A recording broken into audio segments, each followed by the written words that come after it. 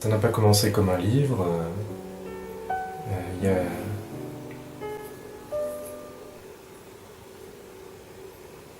C'est dur pour moi d'en parler. J'ai l'impression que tout ce que je pourrais dire sur ce livre sera moins intéressant que le livre lui-même. J'étais dans une telle intensité au moment où je l'écrivais, une intensité de vie et d'écriture que j'ai l'impression que ça a duré un moment et que je l'ai un peu perdu et que ça s'est figé, gravé dans ce livre. Et j'ai toujours l'impression d'être décevant par rapport à ce texte si j'en parle. Mais en tout cas, il y a quelques années, c'est venu comme un réflexe, comme une sorte de marotte, de carnet de bord. Je me suis rendu compte que je faisais de plus en plus de rencontres sexuelles, ou de plans, comme on dit aujourd'hui. Et tout à coup, j'ai eu envie d'écrire chaque expérience. D'abord d'en faire mention, enfin, en quelques lignes. Et puis, petit à petit, je me suis laissé envahir par ce réflexe. Et les quelques lignes, on le voit d'ailleurs dans le livre, les récits sont courts au départ, et puis ils s'allongent très rapidement. Petit à petit, j'ai été pris dans une obsession du détail, et j'ai voulu... Je sais pas que j'ai voulu, c'est que j'avais besoin de raconter tout ce dont je me souvenais de chaque expérience. Et voilà comment le livre a commencé, mais donc c'était pas un livre, c'était une sorte un peu de coffre au trésor, je veux pas dire de journal intime parce que je ne pensais même pas que c'était un journal. Je lui ai associé plutôt un statut d'objet un peu secret. Et c'était aussi pour moi une manière de penser que tous ces moments sexuels brefs ne tombaient pas dans le puits du néant, enfin qu'il s'en allait pas, que j'avais pas perdu mon temps. Je vis dans l'obsession de perdre mon temps, et là au lieu de perdre mon temps, ça me prenait 2 fois plus de temps, parce qu'il y avait le moment, enfin le plan, la rencontre sexuelle, et plus précisément la rencontre avec quelqu'un, puisqu'il n'y a pas que le sexe pour moi, c'est surtout la découverte d'une autre personne, enfin d'un autre garçon. Il y avait cette rencontre, et ensuite il y avait le procès verbal de cette rencontre, le témoignage, qui faisait qu'au lieu d'avoir créé du vide, j'avais créé une forme de plein, enfin quelque chose qui existe. Voilà, alors après, le tourbillon est devenu de plus en plus dévorateur, et le sexe et le texte, même si ça fait un peu slogan, mais c'est la vérité, se sont emportés l'un l'autre. Et je me suis retrouvé, 2 ou 3 ans après le début de ce journal, à ne faire que écrire et rencontrer, ou quasiment. Voilà. Voilà comment ça a commencé. Tu sais, t'as sûrement déjà vu des articles, sur Google, on peut prévoir l'arrivée des épidémies de grippe à cause des mots-clés qui sont recherchés par les internautes. Écoulement nasal, éternuement, fièvre. Et en fait, Google sait qu'il va y avoir une épidémie de grippe 2 semaines avant les épidémiologistes. Et avec le recul, il y a un peu ça dans mon livre par rapport à ce qu'on pourrait appeler la pulsion de mort, ou en tout cas une logique un peu d'autodestruction ou de recherche d'une part d'ombre. J'ai l'impression, quand je relis le livre, qu'il y a des choses que je ne voyais pas, mais qui petit à petit venaient me grignoter. Comme si dans les actes, dans les faits, ça existait un peu plus tôt, d'une manière inconsciente. Alors, il y a le début de certains produits, l'accumulation des rencontres, la recherche plus importante de dangers, de pratiques qui vont davantage me malmener. En fait, c'est quand l'obsession prend le pas sur le plaisir, petit à petit.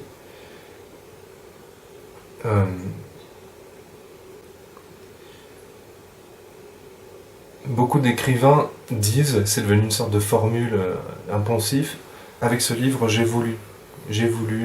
Moi, je sais pas ce que j'ai voulu vraiment. Et d'ailleurs, si je n'aurais pas écrit 2300 pages si je pouvais résumer le projet du livre en quelques phrases.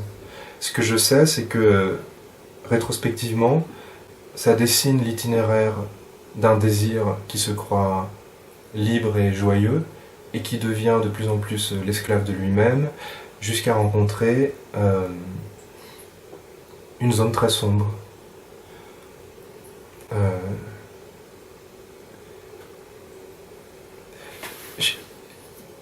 Il y a une scène du...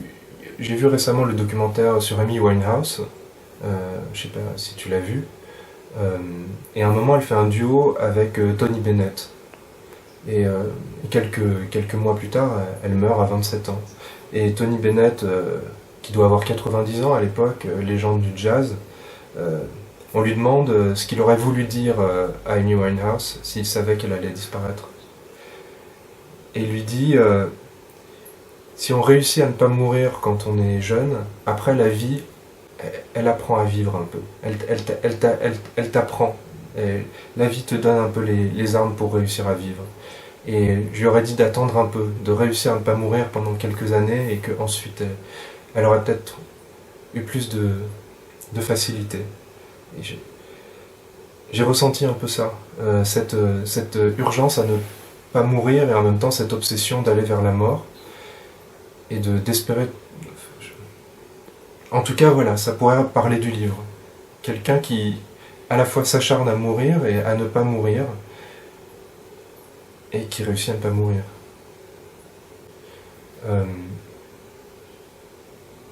Personnellement, j'ai beaucoup associé ce qu'on pourrait appeler la pulsion sombre à mon désir homosexuel. J'ai beaucoup corrélé mon désir homosexuel à ma capacité à m'autodétruire ou à transformer une chose qui est belle et qui est lumineuse, qui est la sexualité et le désir, en quelque chose de dangereux et d'obsédant. En parlant avec mes amis hétérosexuels, avec des femmes, je me rends compte, et de plus en plus, que peut-être ce raz-de-marée du désir concerne tout le monde, et pas seulement d'ailleurs la sexualité. Mais bon, il faut bien avoir... chacun a son histoire, chacun a sa raison. Moi, ma raison, c'était un peu ça. Mais d'une manière générale,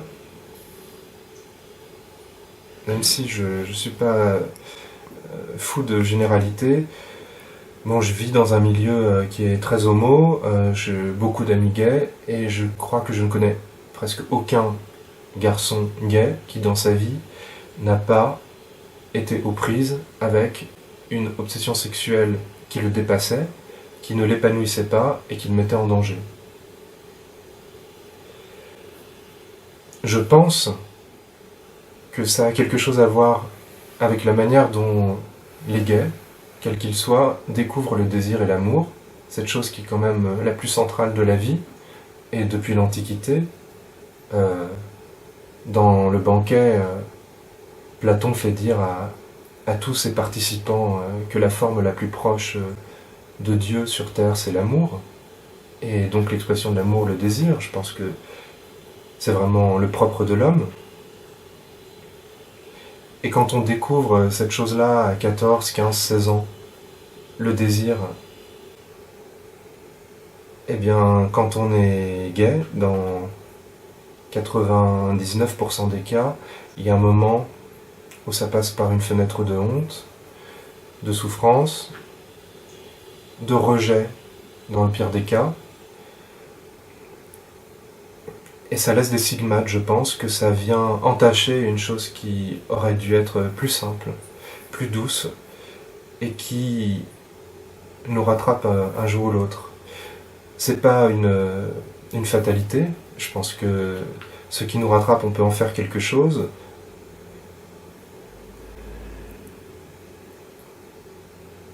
Comment dire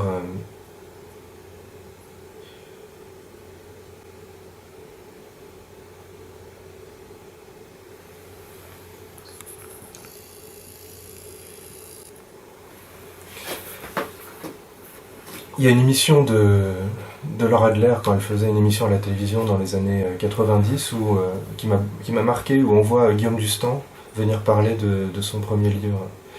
Et c'est frappant parce que lui qui dit tout, qui essaye d'être sans filtre, est masqué, il est anonymisé par une ombre et par une voix déformée.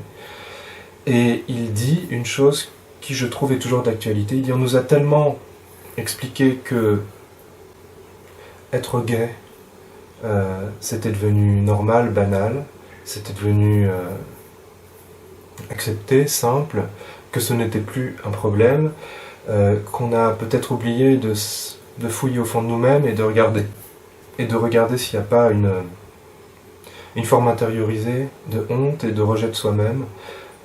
On a un peu trop vite mis la poussière sous le tapis. Moi, j'ai évidemment, et ça c'est très important pour moi de le dire et de le répéter, aucun jugement moral sur la sexualité, et évidemment aucun jugement sur la sexualité qui autodétruit. Je ne suis ni un prêtre ni un psychologue, et encore moins un repenti. J'ai pas l'impression... Bon, ce livre est un chemin d'ombre, enfin petit à petit de plonger dans un tunnel qui se termine sur quand même une ouverture sur la lumière. Mais évidemment, en termes religieux, on pourrait parler de rédemption, mais je ne crois pas à la rédemption. Toute l'énergie bouillonnante qui est contenue dans ce texte, d'une certaine manière, elle est toujours en moi. Mais c'est par l'écriture que j'ai réussi à en faire quelque chose et à ne pas la laisser me terrasser. Mais la question se pose maintenant aujourd'hui, pour moi, que vais-je faire de cette énergie qui doit toujours terrer quelque part? Est-ce qu'elle va ressortir d'une autre manière? Et ce mot de dépasser est étrange, je ne pense pas qu'on dépasse ce qu'il y a en nous. Donc je ne suis pas un repenti. Et je ne veux pas me repentir. Je crois simplement en une chose, c'est peut-être la seule chose que je peux dire sur la vie, c'est que il faut essayer, dans la mesure du possible, de se faire plus de bien que de mal. Je ne pense pas que ce soit possible de ne se faire que du bien, mais quand la vie devient uniquement se faire du mal, je ne suis pas sûr que ce soit une bonne position. Et ça, ce n'est pas religieux comme idée, c'est très simple, et pas simple en même temps. Il y a une journaliste, la première que j'ai rencontrée à propos de ce texte, hier, qui était hallucinée que j'ai inscrit mon adresse dans le texte. Alors je ne sais plus si j'ai mis le numéro de mon immeuble, mais en tout cas ma rue. Et elle me disait: vous êtes allé aussi loin que ça dans la vérité. Et ça m'a étonné parce que j'avais l'impression que je disais des choses beaucoup plus intimes que simplement le nom de ma rue dans ce livre. Mais c'était un détail qu'elle a retenu. Et c'est vrai que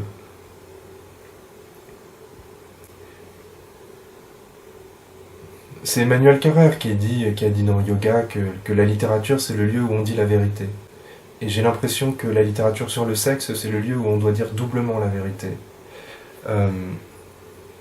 Et c'est vraiment l'idée que je retiens le plus de Michel Foucault, que le sexe n'est pas tabou parce qu'il est sexuel, mais parce qu'il est vérité. Parce qu'on ne peut pas mentir à son désir. Il y a quelque chose dans l'expression de la sexualité qui ne peut pas souffrir le mensonge. On peut mentir à ses proches, on peut mentir à son mari, à sa femme, à la société. On ne peut pas mentir à son désir et à son corps. Et donc quand on écrit sur ce sujet, on est tenu par deux impératifs qui sont l'impératif de sincérité dans l'écriture et l'impératif de vérité dans la sexualité. Donc une sorte de vérité au carré. Et c'était vraiment ça mon étoile du berger. Mais encore une fois, je savais, quand j'ai vu que le livre prenait une telle ampleur, je savais que ce serait très difficile de trouver un éditeur, très difficile de réussir à le fabriquer, très difficile même de le faire lire à quelqu'un. Donc j'avançais vraiment masqué, en tapinois, dans l'ombre. Et vraiment j'étais uniquement motivé.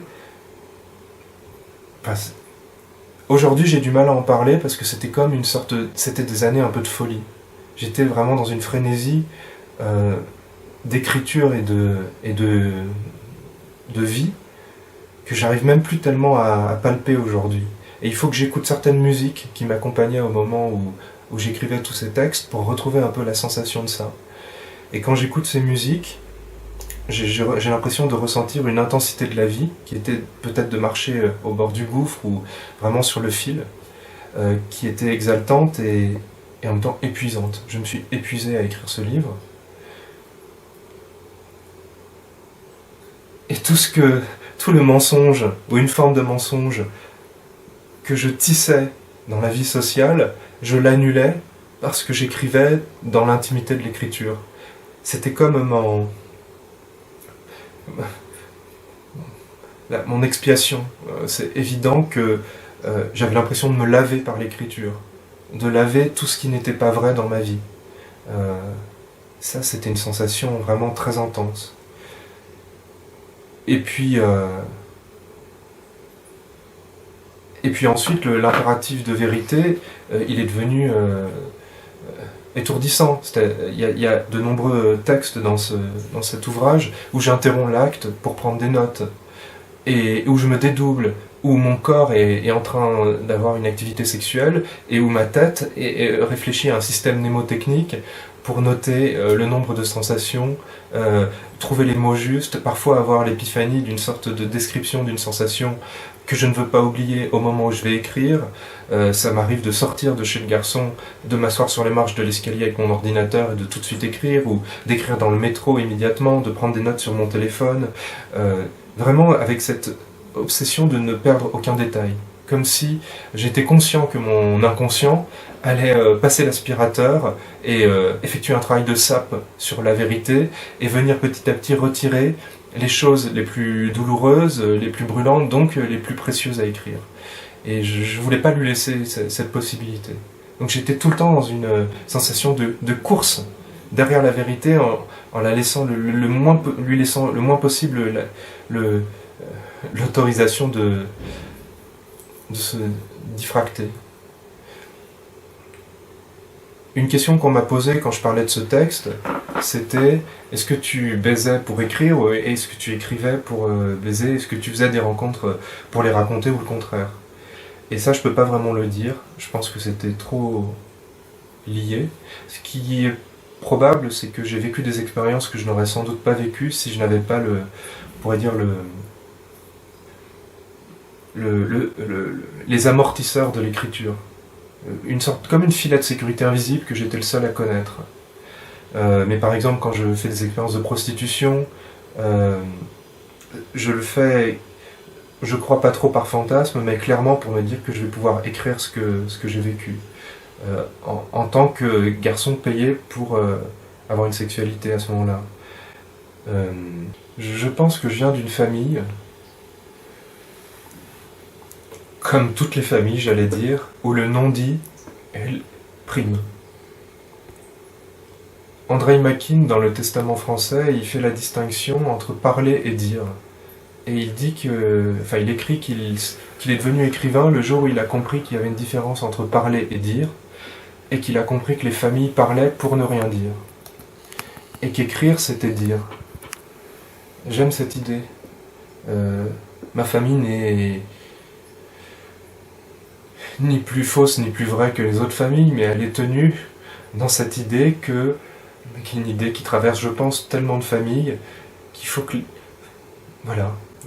Où les choses les plus importantes ne sont pas vraiment dites. Et je ne sais pas comment... Je pense qu'un écrivain naît quand il a envie de lutter contre cet impératif des familles à ne pas dire les choses. Même des choses...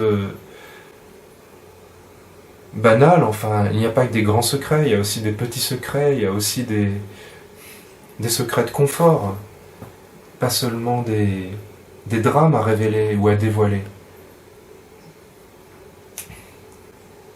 En tout cas, ça s'est imposé à moi comme ça.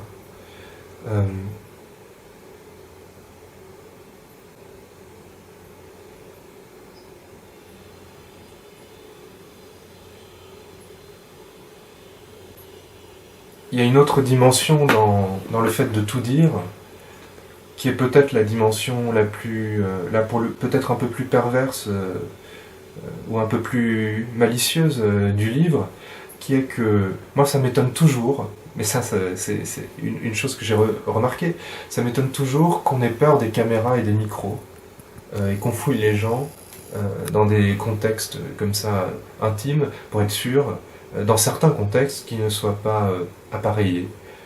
Alors que introduire un écrivain dans une scène intime, c'est beaucoup plus fort qu'un micro et une caméra réunis. C'est la vérité, la réalité du moment qu'on peut retranscrire d'une manière invisible et qui est pourtant enregistrée. J'avais souvent cette sensation d'être une sorte d'espion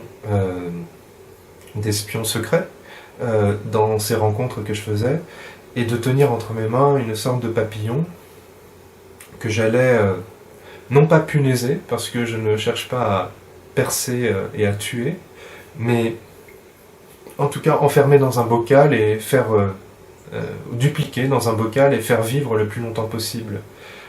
Je ressentais ça. Et il n'y a pas que moi dans ce livre, il y a une galaxie d'amis, de personnes qui sont présentes autour de moi et que... Alors je sais pas, c'est peut-être un pendant de l'hyper-narcissisme des récits qui me concernent, ou de l'hyper-égotisme, et aussi une manière de trouver de la vérité chez les autres. Je crois que ça je ne saurais pas l'expliquer, j'ai l'obsession, et qui est vraiment un scrupule, une culpabilité d'être tout le temps faux. Et peut-être c'est ça le jeu social, d'avoir peur d'être tout le temps faux, mais j'ai l'impression que j'ai plus peur d'être faux que les autres. Peut-être parce que j'élabore des stratégies plus nombreuses, ou que très spontanément, je réfléchis en permanence à comment je communique avec les autres. Et ce que j'aime chez mes amis, et chez les personnes pittoresques, chez les gens que je fréquente, c'est que j'ai l'impression qu'ils sont plus vrais que moi. Parce que ce que je perçois d'eux, c'est la vérité qui sort d'eux-mêmes. Voilà, ce qui s'impose est toujours vrai. Et je pense que je suis fasciné par la vérité maladroite des autres, ou brillante, ou belle, ou drôle. En tout cas, c'est le contraire de ce que je ressens quand moi j'ai l'impression de parler. Je pensais beaucoup à cette phrase de Deleuze qui disait « Écrire c'est propre, parler c'est sale ». Et j'ai l'impression de parler c'est sale. Quand je parle, je cherche à séduire, je cherche à convaincre, je pense à mon image, je pense à ma voix, je suis observé. Tandis qu'écrire, c'est être sans... C'est ne pas être regardé. Donc je trouve que dans l'écriture, en tout cas j'assimile l'écriture à la vérité.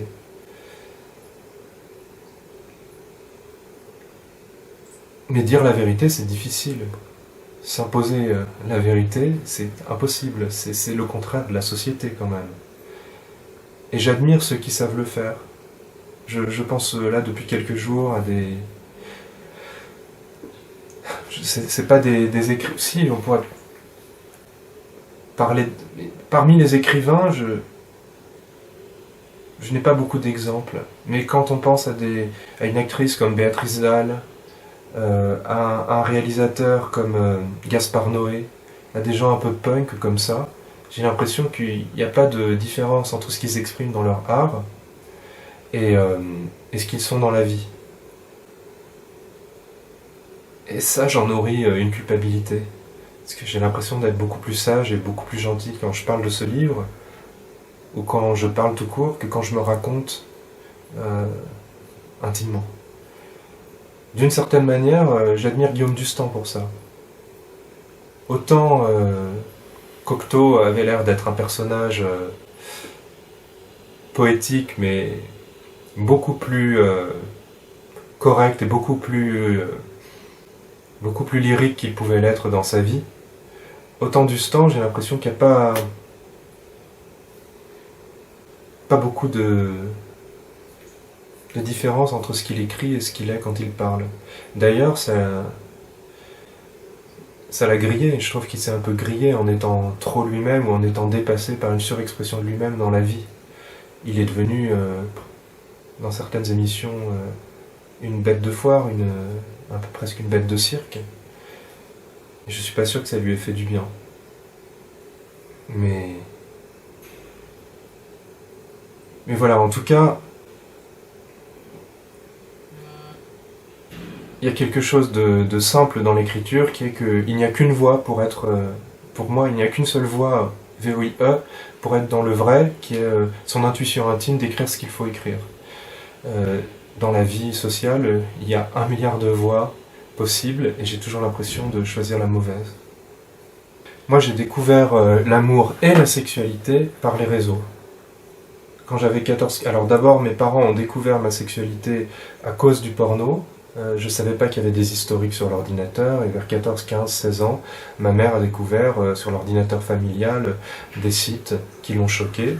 Et donc, je pense aussi que, comme ça arrive, elle a assimilé ma sexualité à une pornographie. Et c'est peut-être aussi ce que moi je lui proposais. En même temps, j'étais extrêmement romantique à l'époque, et en tout cas, quand j'avais 16, 17, 18 ans, je ne comprenais pas qu'on puisse avoir un rapport sexuel sans amour. Mon désir s'était éveillé, j'avais découvert des images crues, mais c'est d'amour que je rêvais. D'une certaine manière, j'étais un vilain petit canard au lycée. Je me sentais un peu monstre. J'étais pas un vilain petit canard qui pleurait sur son sort, parce que j'avais une sorte de conscience et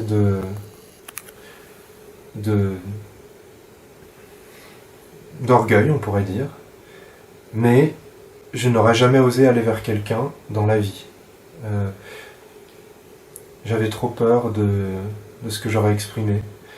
Et en fait, les réseaux, en particulier donc Internet et l'ordinateur, permettaient d'abord de rencontrer des garçons comme moi, sans devoir leur demander s'ils éprouvaient le même désir, et aussi de faire passer l'esprit, le texte, l'humour, le lyrisme, avant le physique. Avant. Donc charmer par ce qu'il y a en nous, avant de charmer par ce qu'il y a sur nous. Et j'ai pris cette habitude et j'ai appris à faire des rencontres par l'écriture. D'une certaine manière, la vérité de mes rencontres est très vite passée par le fait d'écrire. Alors sur un ordinateur et ensuite sur un téléphone. Mais en même temps, on en revient peut-être à une forme d'amour courtois, où au XVIIe, au XVIIIe, on s'écrivait des longues lettres, où on pouvait se désirer longtemps par écrit. Je ne suis pas sûr que tout ça soit uniquement lié au numérique. Mais c'est certain que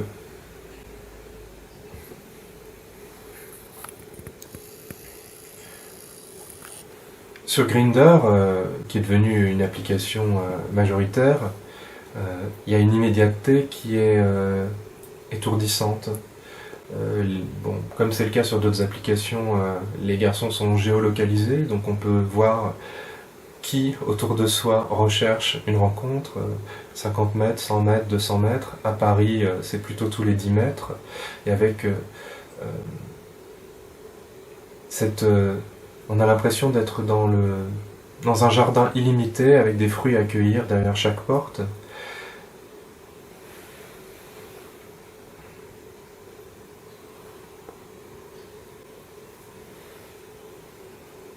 Et de pouvoir provoquer l'événement. Une chose que j'ai vraiment ressentie, je pense que quand on devient compulsif avec la sexualité, mais comme quand on devient compulsif avec autre chose dans la vie, c'est quand même pour échapper à soi-même. La sexualité est peut-être l'endroit de la vie où on est le plus délesté du poids d'exister, où l'espace de 20 minutes, 30 minutes, 1 heure, 2 heures, on est libéré du poids d'être celui qu'on est.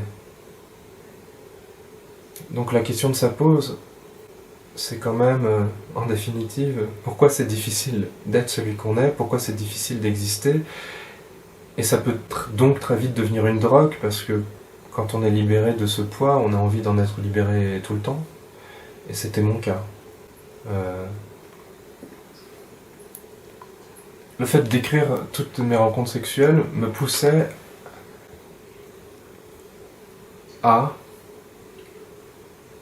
toujours cherché une rencontre plus dramatique au sens théâtral, plus inquiétante. J'avais l'impression d'être un peu un personnage de film et d'être en train de filmer ma vie. À un moment, je me suis dit récemment, écrire un journal sexuel, c'est un peu être le paparazzi de soi-même. J'étais toujours braqué sur mes secrets et donc à la recherche.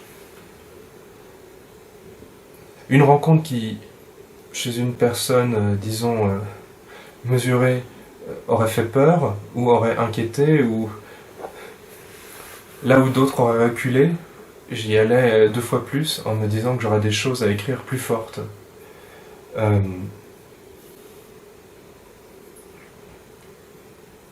Dans des situations parfois critiques, je pense à une scène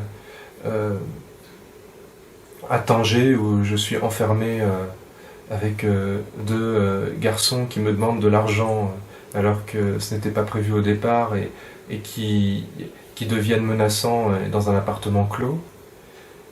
Je me souviens que j'ai vécu ce moment sans aucune angoisse, avec le plaisir par anticipation de l'écrire et de me demander comment j'allais raconter ça.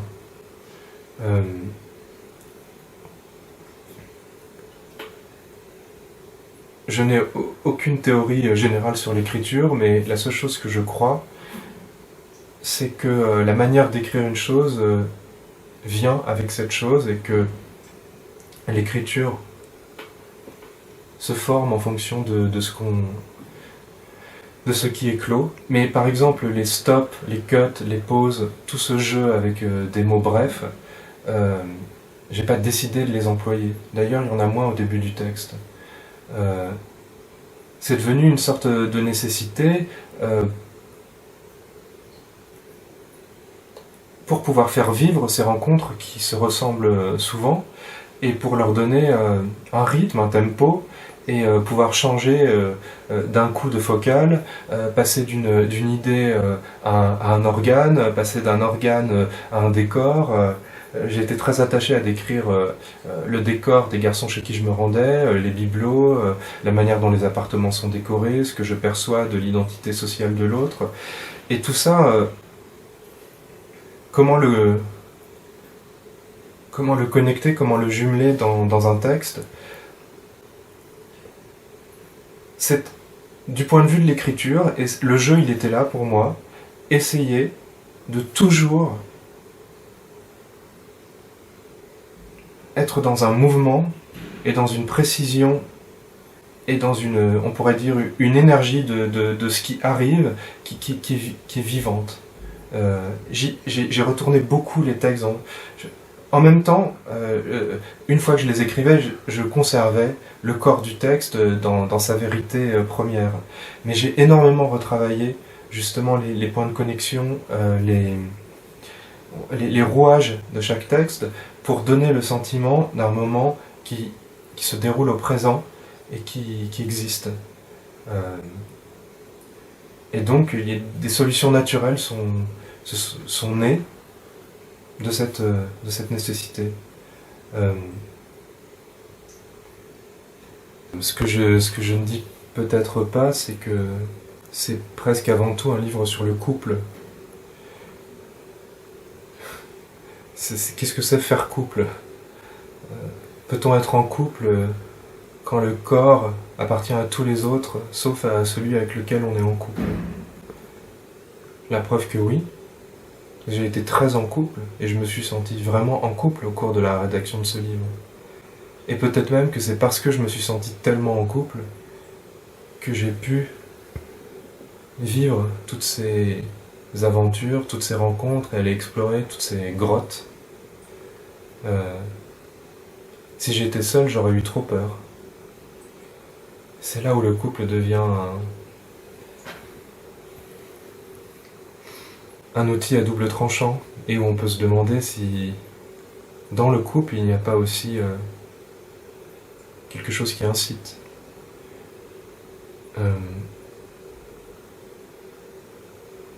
Moi, je m'observais énormément, mais j'avais l'impression d'être très observé aussi par Borcadre, qui était mon compagnon, et d'être un peu son objet d'étude à lui aussi parfois. C'est quelqu'un qui vivait, qui baignait dans la psychanalyse, et qui se préparait à devenir psychanalyste.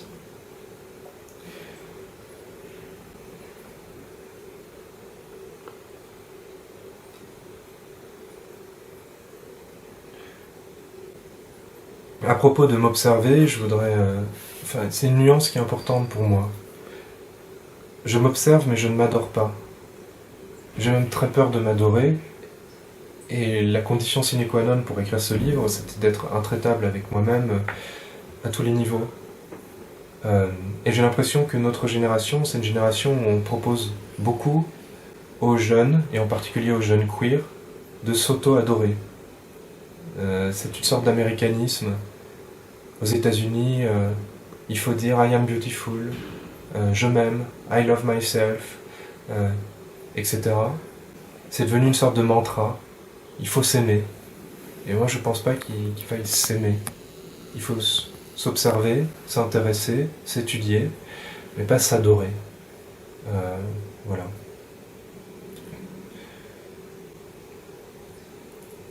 Tous les personnages, que ce soit Bazar, Jeune Homme, Nono, Ramesh, toute cette galaxie de personnages autour de moi dans le livre, je ne peux pas théoriser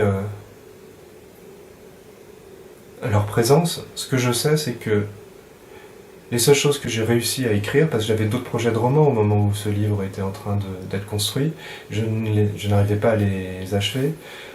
La seule chose que j'arrivais à écrire, c'était mes rencontres, les portraits de ceux que je rencontrais,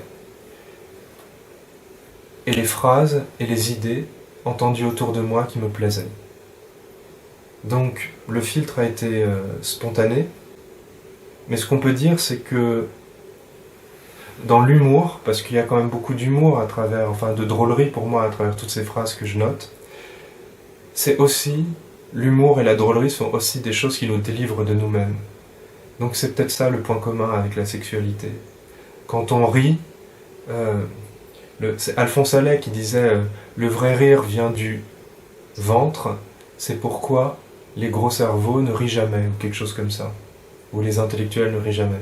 C'est vrai que le vrai rire vient du ventre. Il y a quelque chose qui libère de l'esprit quand on rit vraiment. Et c'est vrai que ça c'est une chose que j'ai toujours considérée. Je ne sais pas si on peut... c'est devenu impensif de dire qu'on construit sa vie comme une œuvre, et j'ai pas l'impression de faire ça. En tout cas, j'ai l'impression de composer mon cercle amical comme une œuvre, ça oui. Et j'ai presque l'impression que c'est ma plus grande œuvre. Les amis que j'ai choisis, que j'aime, et leur manière de parler, et leur manière de voir le monde. C'est ce que j'ai de plus précieux.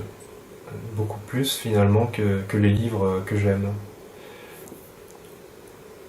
J'ai vraiment passé des centaines de nuits à écrire quasiment dans le noir sur le bout d'une table de cuisine ces textes, et plus des milliers de nuits, enfin pendant des années. Il fallait bien qu'une sorte de pulsion d'écriture me tienne, parce que sinon je serais allé me coucher 1000 fois. Et je pense, oui, que l'idée de transgression est vraiment ce qui était une forme de carburant. Je ne savais pas si ce livre allait exister, mais je savais que ce que j'écrivais était transgressif par rapport à ce qu'on pouvait attendre de moi ou ce qu'on savait de moi. Et qu'il y a des choses qui ne se disent pas. Et plus les choses ne se disent pas, plus j'avais envie de les dire.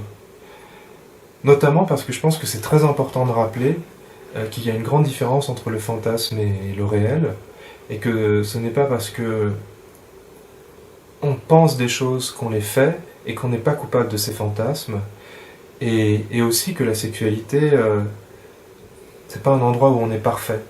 C'est pas un endroit où on est parfait à l'égard de la loi, c'est pas un endroit où on est parfait à l'égard de l'éthique, de la morale. Et de vouloir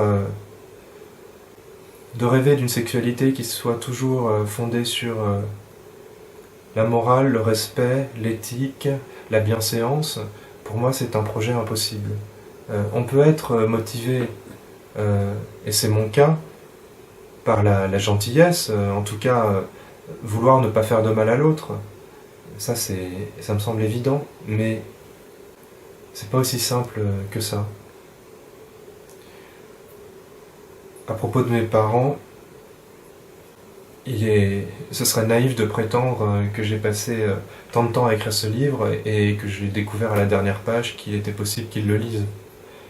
Il y a quelque chose peut-être d'un fantasme incestueux ou d'un mélange des genres a priori impossible ou interdit, puisque les parents ne parlent pas de leur sexualité à leurs enfants et a priori les enfants parlent de leur sexualité beaucoup à leurs parents.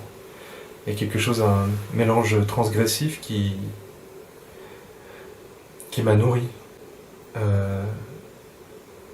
C'est vrai que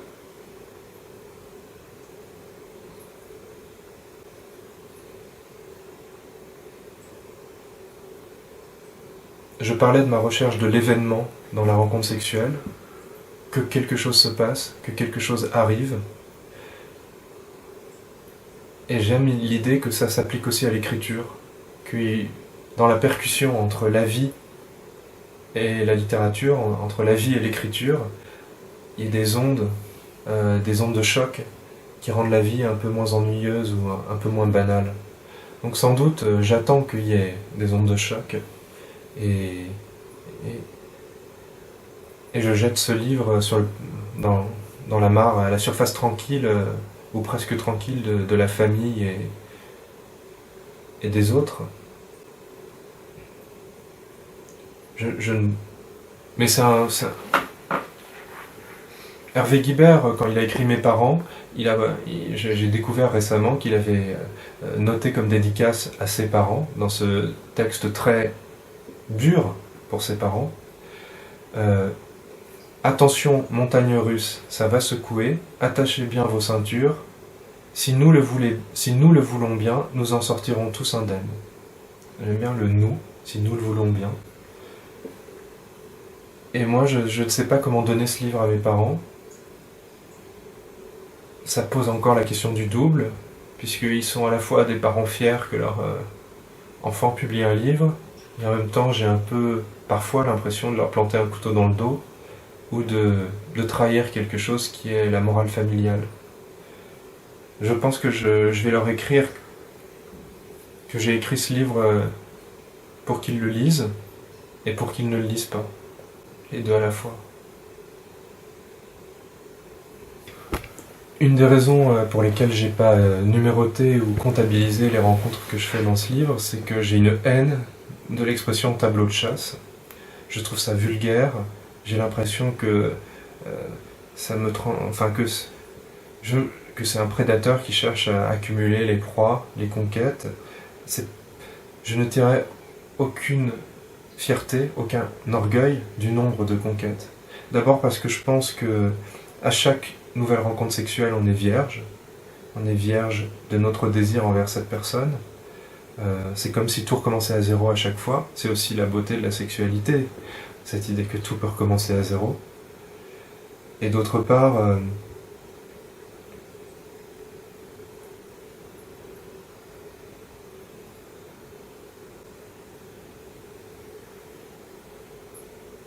comment dire,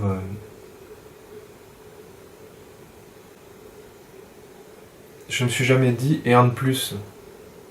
C'était pas du tout une idée que j'avais.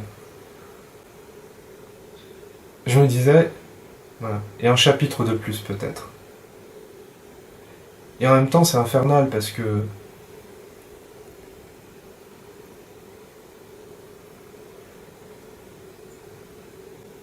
tant que je n'avais pas, j'avais développé une sorte, on pourrait dire, de transe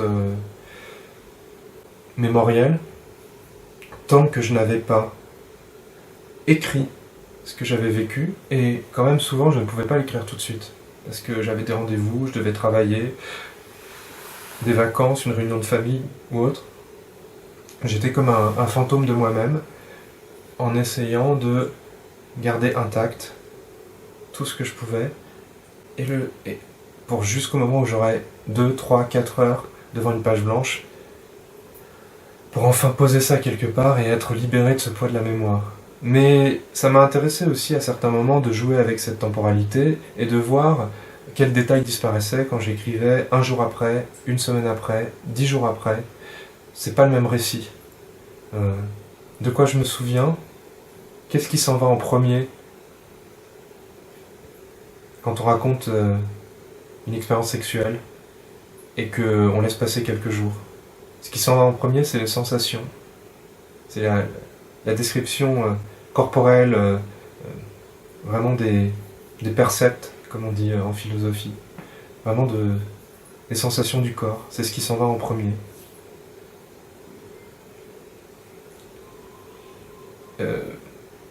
Un écrivain que je connais bien, Dominique Fernandez,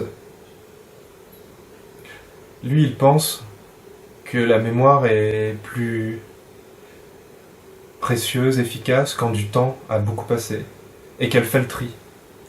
Et qu'en gros, l'expérience est comme une pépite d'or, recouverte de terre, et que quand on laisse le temps passer, la terre s'effrite petit à petit, et que 20 ans plus tard, il ne reste que une toute petite pépite, mais que c'est ce qu'il fallait garder.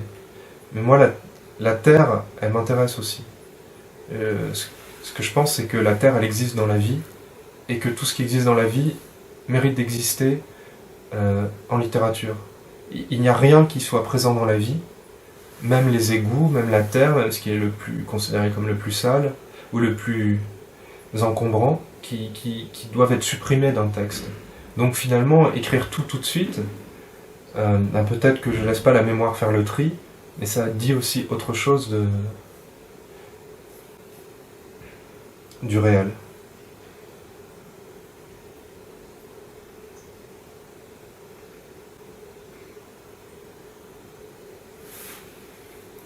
Comment on passe de l'addiction sexuelle à l'amour ou de l'addiction aux drogues à l'amour, pour moi en fait c'est si compliqué parce que c'est très proche.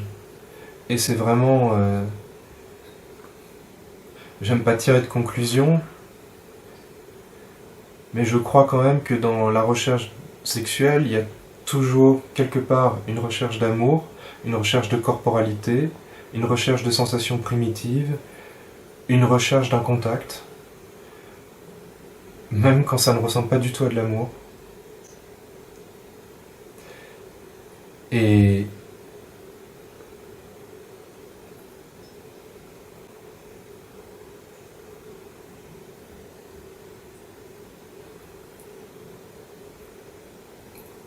je sais pas comment on passe de l'obsession sexuelle à l'amour. Ce que je sais, c'est que tomber amoureux, la lumière que ça dégage, cette explosion de soleil, de magma qui arrive quand on tombe amoureux, a une force dévastatrice en sens contraire.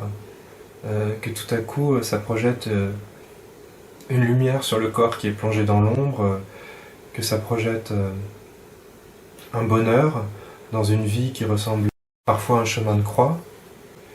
Et puis, voilà, comme le livre se termine sur des expériences très mortifères pendant un certain temps de drogue,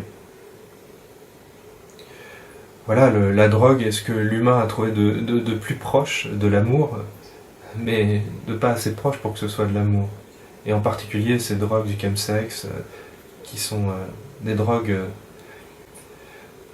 qui font sécréter de l'ocytocine, de la dopamine, qui sont précisément conçues dans des laboratoires pour donner la sensation du désir et de l'amour.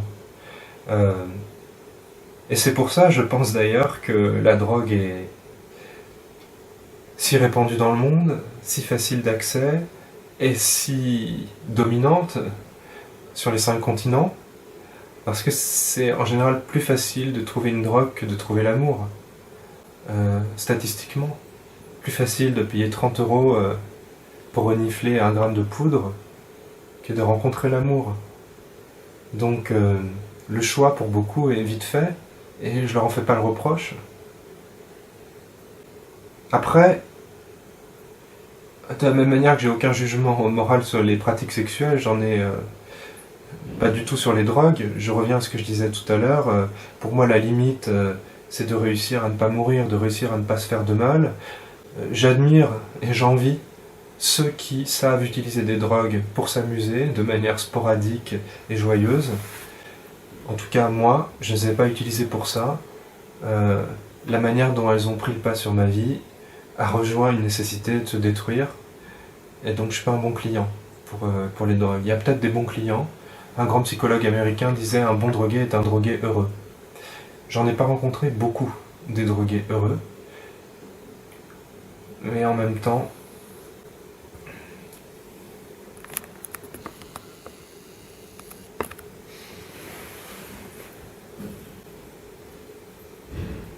voilà, j'en reviens à ce que je disais tout à l'heure sur la sexualité et cette nécessité d'échapper, de se libérer du poids d'exister et de ce que Bazard dans le livre appelle la vie, à savoir une voluptueuse tragédie, une tragédie voluptueuse. J'adore cette expression.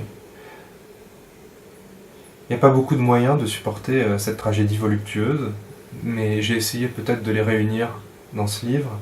Malgré moi, il y a le sexe, l'amour, le rire